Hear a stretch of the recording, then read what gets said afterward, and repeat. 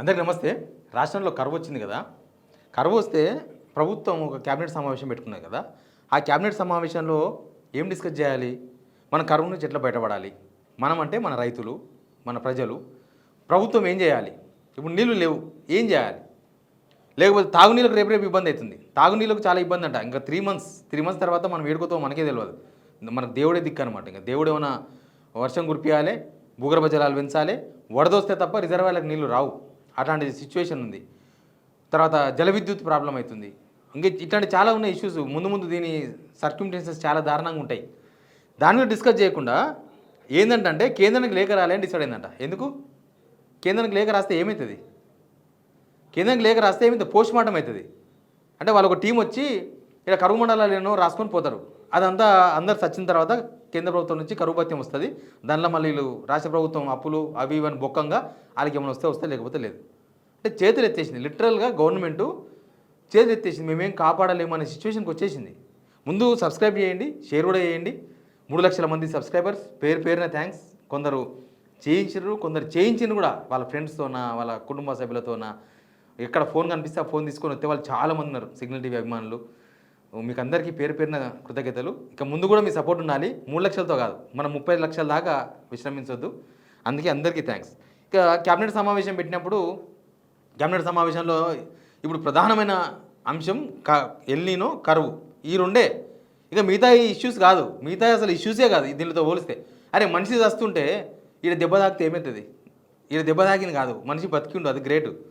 ఒకటి చెప్తా ఉంటారు చూసినా, అడ్డకి వెళ్ళిపోతుంటే ఒక మనిషి అందరు గుంపుకుంటారు జనం. గుంపుకుంటుంటే ఏమైంది ఈడ అని అడిగినట్టు అడిగేళ్ళు ఒక పెద్ద మనిషి పోతా ఇంకా ఇంటి ఆయన చచ్చిపోయిండు, పెద్ద మనిషి చచ్చిపోయిండు అని. అరే గట్టేట చచ్చిపోయిండు అని అడిగినట్టు ఈయన. మళ్ళా పక్కూరు ఆయన అడిగితే ఏం లేదు, ఆయనకు పాము గరిచింది, పాము గరిచి చచ్చిపోయిండు అన్నట్టు. ఏడ గరిచింది పాము అని అడిగినట్ట. ఇక ఇక్కడ గరిచింది అన్నట్ట. అరే కొద్దిగా అయితే కన్ను పోయేది కదా, కొద్దిగా మీదికి గడిస్తే. పానమే పోయిన తర్వాత కన్ను పోతుంది, ముక్కు పోతుంది. సేమ్ క్యాబినెట్ సమావేశంలో కూడా అసలు ఎల్నినో, కరువు, ప్రభుత్వము ఏం చేయాలి, మన దగ్గరున్న ఇప్పుడున్న నీళ్ళు ఏంటి, దాన్ని ఎట్లా వాడాలి, లేకపోతే రైతులకు ఏం చెప్పాలి, ప్రజలకు ఏం చెప్పాలి, ఓదార్పు కదా. ఇప్పుడు ప్రజలు కష్టాలకు పోతున్నారు, ప్రభుత్వం ఓదార్పియాలి. అది కాదంట. ఏందంట, ఎల్నినో ప్రభావంపై కేంద్ర ప్రభుత్వానికి లేఖ రాయాలని రాష్ట్ర మంత్రివర్గం నిర్ణయించిందట. నేను సీఎంఓ ఆఫీస్ నుంచి వచ్చిన ప్రెస్ నోటీస్ అవుతున్నా, వేరే పేపర్లు వచ్చిందో లేకపోతే ప్రింటింగ్ వచ్చిందో కాదు. తర్వాత పంటల సాగు, వ్యవసాయం, అనుబంధ రంగాల మీద ప్రభావము, తాగునీరు, నీటి ఇబ్బందులు, ఉపాధి కూలీల పరిస్థితులు సమగ్రంగా వివరిస్తూ కేంద్ర ప్రభుత్వానికి లేఖ రాయాలని డిసైడ్ అయినంట. లేఖ రాయడం ఏందో నాకు అర్థం కాలేదు. మన ఇల్లు కాలిపోతుంటే ఎంబడే ఫైర్ ఇంజన్కు ఫోన్ చేయాలి, ఫైర్ ఇంజన్ రాకముందే మనం ఆర్పే ప్రయత్నం చేయాలి, ఫైర్ ఇంజన్ వచ్చిన తర్వాత వాళ్ళ ప్రయత్నం వాళ్ళు చేస్తారు, మొత్తానికి ఆర్పేయాలి మంటలు. ఇప్పుడు అట్లా లేదు.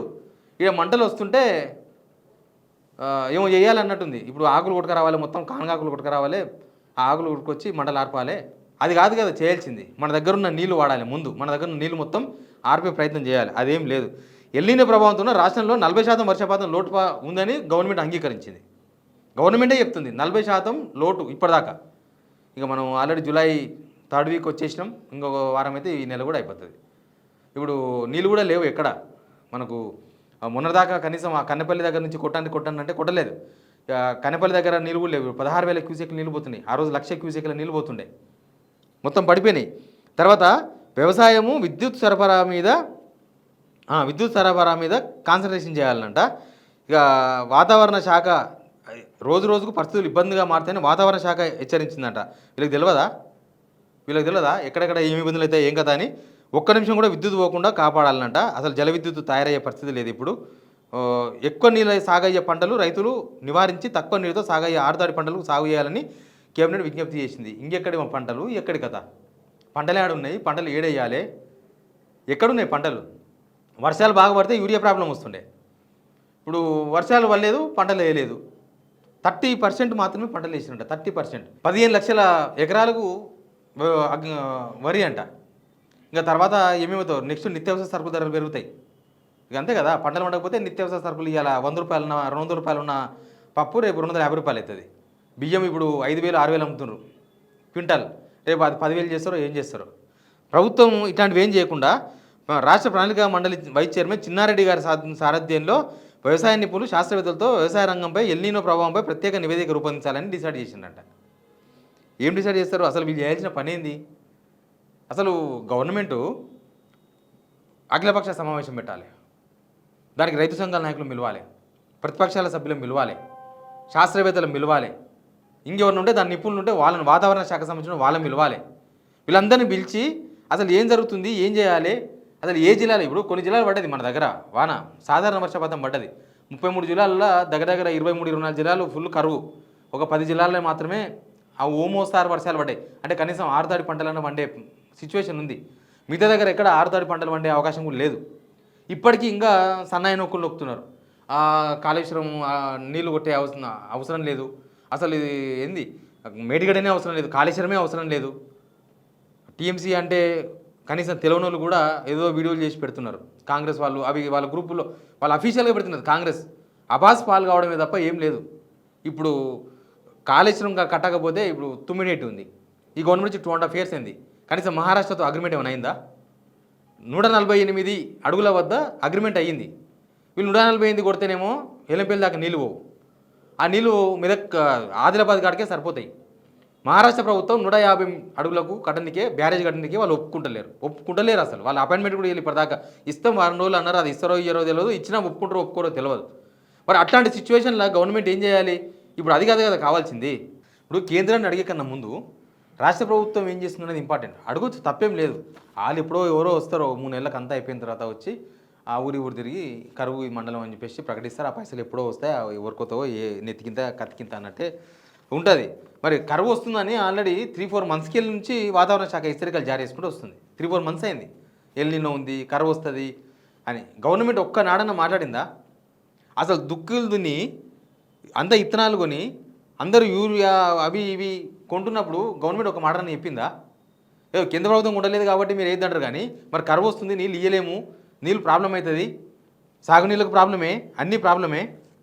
వీళ్ళ దగ్గర యాక్షన్ ప్లాన్ లేకుండా కేంద్ర ప్రభుత్వం పైసలు ఇవ్వాలని లేఖలు రాస్తే జనానికి మేలు జరుగుతుందా? మీరేం చేయాలని డిసైడ్ చేయాలి. ఇప్పుడు ఆల్రెడీ తాగునీళ్ళకు కష్టాలు వచ్చినాయి, సాగునీళ్ళు అయిపోయింది. ఆల్రెడీ 1 కోటి ఎకరాల పంట పండించే కాడ నుంచి మనం ఇప్పుడు 1,00,000 ఎకరాలకు వచ్చినాం. ఎన్ని లక్షలు? 50% కూడా వేయలే, 33% ఏమో వేసినామంట పంటలు మొత్తం. మిగతా అన్ని ఎక్కడి నుంచి తీసుకొస్తారు? పైసలు ఎక్కడి నుంచి తీసుకొస్తారు? మిగతా ఎవరికి పంచుతారు పైసలు? ఏం చేస్తారు? ఇప్పుడు హైదరాబాద్లో ఆల్రెడీ రోడ్ల నిండా వాటర్ ట్యాంకులే కనిపిస్తున్నాయి. అసలు బుక్ చేస్తే 10 days పడుతుందంట. నాకు తెలిసి ఇంకొక 15 రోజుల తర్వాత 1 month పడుతుందేమో. ఇవాళ ట్యాంక్ బుక్ చేస్తే మళ్ళీ నెల ఈ డేట్కి వస్తుందేమో ట్యాంకు, వాటర్ ట్యాంకు. బోర్లు మొత్తం ఎండిపోతున్నాయి ఎక్కడక్కడ. రెగ్యులర్ ఎప్పుడు ఎండిపోయిన బోర్లు కూడా హైదరాబాద్లో ఎండిపోతున్నాయి. ఇక బయట కూడా అట్లాంటి సిచ్యువేషనే ఉండొచ్చు బహుశా. మరి మీకు మీరే సమస్యలు సృష్టించుకొని ఎంతసేపటికి ప్రతిపక్షం మీద దూషణ చేయాలి, ప్రతిపక్ష పోలను టార్గెట్ చేయాలి, నలుగురు కూర్చోవాలి, తిట్టాలి. ఈ మినిస్టర్స్ ఏం చేస్తారో అర్థం కాదు, ప్రభుత్వం ఏం చేస్తుందో అర్థం కాదు. ఒక క్యాబినెట్ సమావేశం పెట్టినప్పుడు అసలు ఇంత పెద్ద సమస్య మీద ఎక్స్క్లూజివ్గా పెట్టాలి, దీనికోసమే పెట్టాలి. పెట్టి అసలు ఒక యాక్షన్ ప్లాన్ ప్రకటించాలి. ఆ యాక్షన్ ప్లాన్లో మిగతా వాళ్ళని కూడా కలపాలి, అన్ని పార్టీలను కలపాలి, నిపుణులను కలపాలి, జనాలను కలపాలి, రైతు సంఘ నాయకులను కలపాలి. అసలు ఏం చేయాలి అని ఒక స్టెప్ ముందుకు వల్ల ఏం చేయాలి. ఇప్పుడు దీనిలోనేమో రేవంత్ రెడ్డికి ఏమో అనుభవం లేదు, మిగతా సీనియర్ మినిస్టర్కి అనుభవం ఉంది, కానీ ఈయనకి ఎందుకు చెప్పాలని చెప్పి వాళ్ళు చెప్పరు. ఈయనకి ఎందుకు చెప్పాలి? ఈయనకు చెప్పినా ఇంటో ఇన్నోడో తెలియదు, మళ్ళీ అదేమో రివర్స్ అయితే మా మీద వేస్తాడు. కాబట్టి మేము ఎందుకు చెప్పాలని సీనియర్ మినిస్టర్స్ చెప్పరు. చాలా విచిత్రమైన పరిస్థితి ఉంటుంది వీళ్ళది. మరి ఇక రేవంత్ రెడ్డికి తెలియదాయే, ఆయన ఏమన్నా అడగడాయే, ఆయనకు 18 మంది సలహాదారులు ఉంటే ఒక సలహా తీసుకునేది లేదా? సీనియర్ మినిస్టర్లు ఎవరు ఉల్కరాయే పలకరాయే. మళ్ళీ ఈ సమస్య నుంచి ఎట్లా? నేను ఒకసారి చెప్పిన, కరోనా లాంటి సమస్య వస్తే అసలు ఈ ప్రభుత్వం ఏం చేస్తుంది? వీళ్ళకి కోఆర్డినేషన్ ఉండదు, అడ్మినిస్ట్రేషన్ ఉండదు, ప్లాన్ ఉండదు, కనీసం సెంట్రల్ గవర్నమెంట్ గట్టిగా గదమాయించి అడిగే ధైర్యం ఉండదు. అరే ఏంది ఇది మా పరిస్థితి అని. అయినా దేశమంతా కరోనా వచ్చింది, కేంద్ర ప్రభుత్వం ఏం చేయాలి? మన బుద్ధి మనకు ఉండాలి. ఆ నీళ్ళని ఎత్తిపోసింటే ఇవాళ ఈ క్యాబినెట్ మీటింగ్ పెట్టుకొని కేంద్ర ప్రభుత్వం లేఖలాసే అవకాశం లేకుంటుండే. కన్నెపల్లి నుంచి నీళ్ళు కొట్టింటే ఇంకా ఇక అసలు ఆడ ప్రాజెక్ట్ కట్టడమే తప్పు అన్నట్టు మాట్లాడతారు. అసలు ఆ నీళ్ళే కనుక ఉంటే ఇవాళ కొన్ని చెరువులు నిండుతుండే, కొన్ని రిజర్వాయర్ల నీళ్ళు వస్తుండే. రాష్ట్రంలో మొత్తం ఇప్పుడు 41 TMCల నీళ్ళు ఉన్నాయి. 41 TMCల నీళ్ళు చాలా తక్కువ. దేశంలోనే ఇంత తక్కువ నీళ్ళున్న రాష్ట్రం తెలంగాణ అంట. మిగతా రాష్ట్రాలు ఇంతకన్నా ఎక్కువ నీళ్ళు ఉన్నాయంట. మరి వాళ్ళకున్న ప్లానింగ్ వీళ్ళకి ఎందుకు లేదు? మిగతా రాష్ట్రాల్లో ఉన్న ప్లానింగ్ వీళ్ళకి ఎందుకు లేదు? ఇప్పుడు ఆడాడ వానలు పడితే మహారాష్ట్ర వాళ్ళు మంచిగా వాళ్ళు 1-2 రిజర్వాయర్లు నింపుకున్నారు. కర్ణాటకలో వర్షం పడితే వాళ్ళు నింపుకుంటున్నారు. మరి మన పరిస్థితి ఏంది? మన నీళ్ళేమో కిందికి వదిలేస్తుంది. మన దగ్గర నుంచి వచ్చే ప్రాణిత నీళ్ళు మనం పట్టించుకోకుండా కిందికి వదిలేస్తుంది. ఇక గవర్నమెంట్ తప్పు క్లియర్గా కనబడుతుంది కదా. ఇక ఈ తప్పుకు జనమంతా బలి కావాలన్నా? మళ్ళీ లేఖలు రాస్తాం కేంద్ర ప్రభుత్వానికంటే ఇక మీరు పెద్ద గొప్ప పని చేస్తున్నారని జనమంతా ప్రశంసిస్తారా? ప్రభుత్వం చేతులు ఎత్తేసింది క్లియర్గా చెప్పాలంటే. జనానికి ఎవరి వాళ్ళే రక్షించుకోవాలి, అట్లాంటి పరిస్థితులు ఉన్నాయి ఇప్పుడు. Please subscribe.